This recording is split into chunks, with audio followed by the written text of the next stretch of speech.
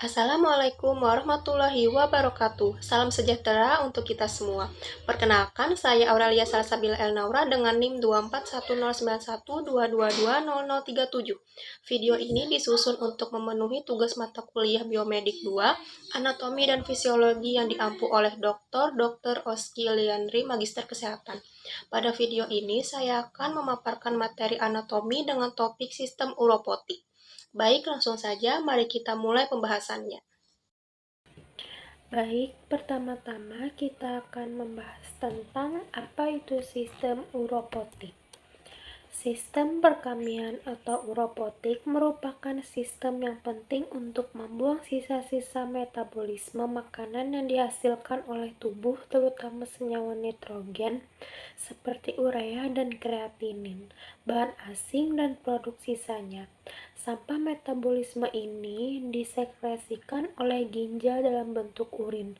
Urin kemudian akan turun melewati ureter menuju kandung kemih untuk disimpan sementara dan akhirnya secara periodik akan dikeluarkan melalui uretra.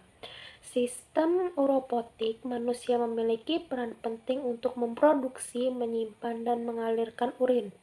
Sistem uropotik terdiri dari dua buah organ ginjal dan saluran kemih, dua buah ureter, vesika urinaria, dan uretra. Selanjutnya, organ-organ penyusun sistem uropotik yaitu adalah ginjal, ureter, kandung kemih, dan uretra. Ginjal Ginjal berbentuk seperti kacang merah dengan panjang 10-12 cm dan tebal 3,5-5 cm. Terletak di ruang belakang selaput perut tubuh atau retroperitoneum sebelah atas. Ginjal kanan terletak lebih ke bawah dibandingkan ginjal kiri. Secara histologi, ginjal terbungkus dalam kapsul atau simpai jaringan lemak dan simpai jaringan ikat kolagen. Organ ini terdiri atas bagian korteks dan medula yang satu sama lain tidak dibatasi oleh jaringan pembatas khusus. Ada bagian medula yang masuk ke korteks dan ada bagian korteks yang masuk ke medula. Bagian-bagian ginjal yaitu satu korteks. Bagian ginjal satu ini adalah tempat di mana ginjal memproduksi urin. Lapisan ini berfungsi untuk melindungi bagian dalam ginjal. Di bagian korteks ini juga terdapat pembuluh-pembuluh darah ginjal. Yang kedua yaitu medula. Medula merupakan jaringan ginjal yang halus. Bagian ini terdiri dari lengkungan Henle serta piramida ginjal, yaitu struktur kecil yang berisi nefron dan tumulus. Tumulus inilah yang berfungsi untuk mengangkut cairan yang masuk dan mengeluarkan urin dari ginjal. Sedangkan nefron berfungsi untuk mengambil cairan dan nutrisi dalam darah agar tidak ikut terbuang. Nefron juga menyaring dan mengeluarkan racun dan limbah sisa metabolisme dalam darah. Yang ketiga yaitu pelvis ginjal. Pelvis ginjal adalah bagian berbentuk corong di bagian paling dalam dari ginjal. Bagian ginjal ini berfungsi sebagai jalur untuk cairan dalam perjalanan ke kandung kemih. 4. Arteri ginjal. Fungsi bagian ginjal ini adalah membawa darah yang kaya akan oksigen dari jantung ke ginjal untuk proses filtrasi. 5. Vena ginjal. Fungsi vena ginjal adalah membawa darah yang sudah disaring oleh ginjal kembali ke jantung. 6. Ureter. Ureter adalah bagian ginjal yang berupa tabung otot dan berfungsi mendorong urin ke dalam kandung kemih. Panjang ureter sekitar 20-30 cm dengan diameter maksimal kurang lebih 1,7 cm. Fungsi ginjal terbagi menjadi dua, yaitu fungsi ekskresi, yaitu mengekskresikan sebagian sisa metabolisme dan mengendalikan keseimbangan volume dan pH cairan tubuh. Sementara fungsi non-ekskresi yaitu menghasilkan renin untuk mengatur tekanan darah, menghasilkan eritropoietin, metabolisme vitamin D menjadi bentuk aktifnya, lalu degradasi ulin, dan menghasilkan prostaglandin atau PG. Lalu organ uropotik yang selanjutnya adalah ureter, yaitu ureter adalah ductus muskular dengan lumen sempit yang membawa urin dari ren atau ginjal menuju ke vesika urinaria. Ureter berjalan di inferior dari apex pelvis renalis pada hilum renalis. Ureter berjalan sepanjang dinding lateral pelvis dan masuk vesika urinaria. Bagian abdominal ureter menempel erat dengan peritoneum parietal dan terletak retroperitoneal di sepanjang perjalanannya. Ureter normalnya mempunyai 3 penyempitan yang meliputi 1. Ureteropelvico junction terletak antara ureter bagian superior dengan pelvis renalis. 2. Persilangan dengan A. iliaca communis menyilang tepi apertur pelvis superior. 3. Vesicouretero junction ketika masuk vesika urinaria. Lalu yang ketiga ada kandung kemih. Vesika urinaria atau kandung kemih terletak di belakang pubis di dalam kavitas pelvis yang berfungsi untuk menyimpan urin. Dan pada orang dewasa, kapasitas maksimumnya kurang lebih dari 500 ml. Pada orang dewasa, saat keadaan vesika urinaria kosong, seluruh bagiannya terletak di dalam pelvis dan berbentuk seperti piramid. Apabila vesika urinaria terisi, dinding atasnya terangkat sampai masuk region hipogastricum.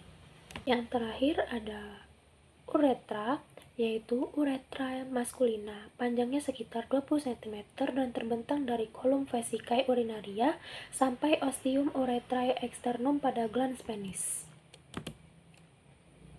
Uretra maskulina dibagi menjadi 4 bagian, yaitu pars intramuralis, pars prostatica, pars membranacea, dan pars spongiosa.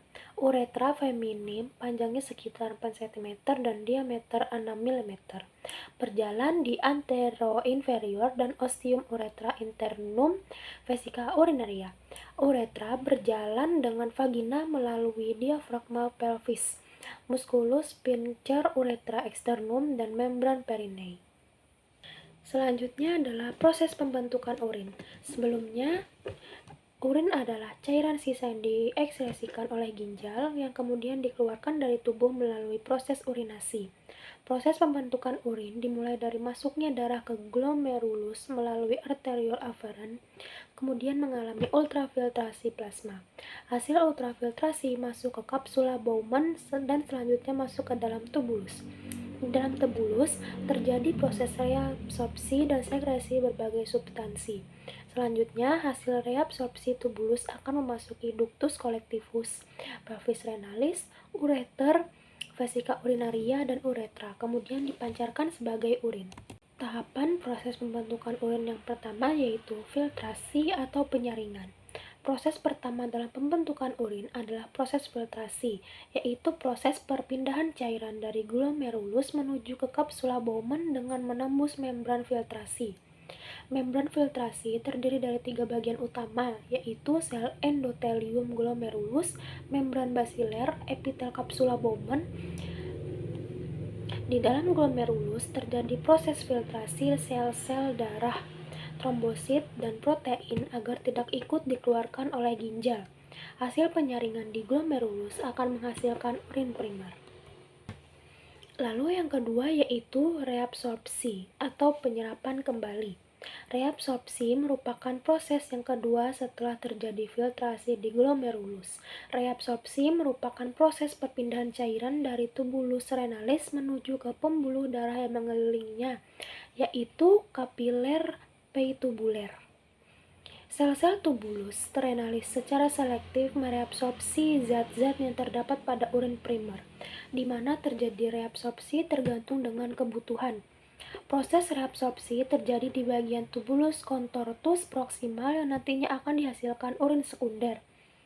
Setelah proses reabsorpsi selesai, setelah pembentukan urin sekunder, maka di dalam urin sekunder sudah tidak lagi memiliki kandungan zat-zat yang dibutuhkan oleh tubuh, sehingga nantinya urin yang dibuang benar-benar memiliki kandungan zat yang tidak dibutuhkan manusia.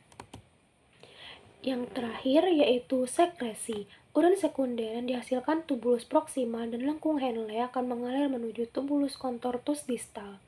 Urin sekunder akan melalui pembuluh kapiler darah untuk melepaskan zat-zat yang sudah tidak lagi berguna bagi tubuh. Selanjutnya, terbentuklah urin yang sesungguhnya. Urin ini akan mengalir dan berkumpul di tubulus kolektivus atau saluran pengumpul untuk kemudian bermuara di rongga ginjal. Selanjutnya, mengenai komposisi urin, yaitu komposisi urin yang paling utama adalah terdiri dari urin dan air. Pada kondisi normal, umumnya mengandung 90% air. Kandungan lainnya yaitu urea, asam urat, dan amonia yang merupakan zat sisa dari pembongkaran protein, zat warna empedu yang membuat warna urin kita menjadi kuning, bermacam-macam garam atau NaCl, serta terdapat beberapa zat yang beracun. Selanjutnya, ciri-ciri urin yang normal yaitu jumlah urin normal rata-rata 1-2 liter per hari, tetapi berbeda-beda sesuai jumlah cairan yang dimasukkan. Banyaknya bertambah pula jika terlampau banyak protein yang dimakan, sehingga tersedia cukup cairan yang diperlukan untuk melarutkan urea. Urin normal berwarna bening orange pucat tanpa endapan, baunya tajam, reaksinya sedikit asam terhadap lakmus dengan pH rata-rata 6. Berat jenisnya berkisar dari 1010 sampai 1025. Selanjutnya yaitu faktor-faktor yang mempengaruhi volume urin ada 5. Yang pertama yaitu usia. Frekuensi buang air kecil seseorang pada dasarnya akan meningkat seiring dengan pertambahan usia mereka. Pada pria berusia 60 tahun ke atas, meningkatnya frekuensi buang air kecil merupakan hal yang normal karena seiring bertambahnya usia kelenjar prostat biasanya juga dapat bertambah besar. Hal ini dapat menyebabkan pendesakan di kandung kemih, sehingga kapasitas kandung kemih pun semakin kecil. Berkurangnya kapasitas ini menyebabkan seorang pria ingin berkemih meski urin baru tertampung sedikit di kandung kemih. Di samping itu, anak-anak seperti bayi dan balita cenderung lebih sering buang air kecil dibandingkan dengan remaja, yaitu sebanyak 4-6 kali dalam sehari. Sebab, seiring dengan bertambahnya usia, ukuran kandung kemih akan semakin besar, sehingga bisa menampung urin lebih banyak sebelum buang air kecil. Yaitu faktor yang kedua, asupan cairan.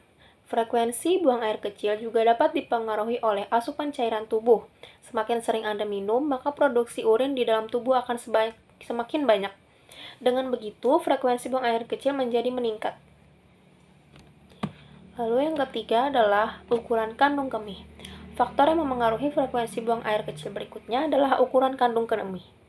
Apabila kandung kemih memiliki ukuran lebih kecil, maka kemampuannya untuk menampung urin menjadi lebih sedikit pula. Akibatnya, tubuh akan lebih sering buang air kecil untuk mengosongkan kandung kemih. Yang keempat yaitu adanya kondisi medis tertentu. Kondisi medis tertentu seperti infeksi saluran kemih, gangguan prostat, diabetes, kandung kemih overaktif, hingga anemia bulan sabit diketahui bisa menjadi penyebab seseorang sering buang air kecil. Di samping itu, ibu hamil biasanya juga akan lebih sering buang air kecil karena adanya perubahan hormonal serta peningkatan tekanan pada kandung kemih karena ukuran rahim semakin besar dengan seiring pertambahan usia kehamilan. Yang terakhir yaitu konsumsi obat-obatan. Konsumsi obat diuretik misalnya bumetanide, chlorothiazide, metolazon, furosemide, dan spironolakton juga dapat membuat seseorang lebih sering buang air kecil. Obat ini bekerja dengan membantu ginjal mengeluarkan garam dan air berlebih dari pembuluh darah melalui urin. Obat diuretik ini biasanya digunakan untuk menangani tekanan darah tinggi, penyakit ginjal, atau penyakit jantung. Kesimpulan dari materi ini yaitu sistem perkemihan atau uropotik merupakan sistem yang penting untuk membuang sisa-sisa metabolisme makanan yang dihasilkan oleh tubuh yang diekskresikan menjadi urin. Sistem uropotik terdiri dari buah organ ginjal dan saluran kemih, 2 buah ureter, vesika urinaria, dan uretra. Proses pembentukan urin terdiri dari 3 tahap, yaitu filtrasi, reabsorpsi, dan sekresi. Komposisi urin yang paling utama adalah terdiri dari air dan urin. Pada kondisi normal, umumnya mengandung 90% air. Urin normal berwarna bening orange pucat tanpa endapan, baunya tajam, reaksinya sedikit asam terhadap lakmus dengan pH rata-rata 6. Berat jenisnya berkisar dari 1010 sampai 1025. Demikian pemaparan materi mengenai sistem uropotik yang dapat saya sampaikan. Semoga video ini dapat memberikan gambaran yang jelas dan bermanfaat dalam memahami anatomi sistem ini secara menyeluruh. Terima kasih atas perhatiannya. Wassalamualaikum warahmatullahi wabarakatuh.